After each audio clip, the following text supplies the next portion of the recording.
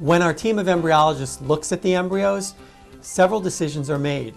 Based on how they appear under the microscope, assessments can be made regarding the likelihood of those embryos implanting.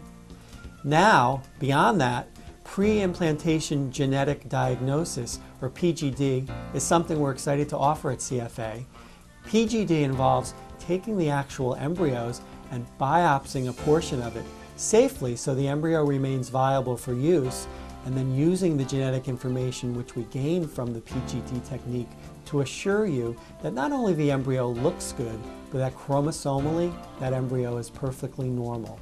This is dramatic for patients who have a history of genetic disorders, and very important in women, especially as they get older, to rule out the possibilities of chromosomal abnormalities that often result in the types of miscarriages that are so common. PGD, or Pre-Implantation Genetic Diagnosis, can be used in conjunction with your IVF cycle to help better select healthy, normal embryos. PGD is best utilized in women over 37 years of age, in those experiencing multiple miscarriages, and in those who've experienced multiple failed IVF attempts. There are two types of PGD screenings. The first type is aneuploidy.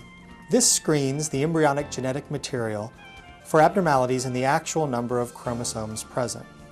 It is also possible to evaluate embryos for the presence of Down syndrome, otherwise known as trisomy 21, and Klinefelter syndrome, an abnormality of the sex chromosomes. The second type of PGD screening is called PCR, or polymerase chain reaction. This type of screening is applied to couples who have an identified genetic disorder in their family.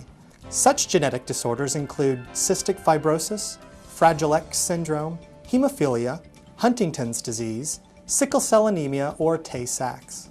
After diagnosis, embryos carrying a recessive gene which are not affected by the disorder, or embryos which are completely free of the disease, are available for replacement at the time of transfer.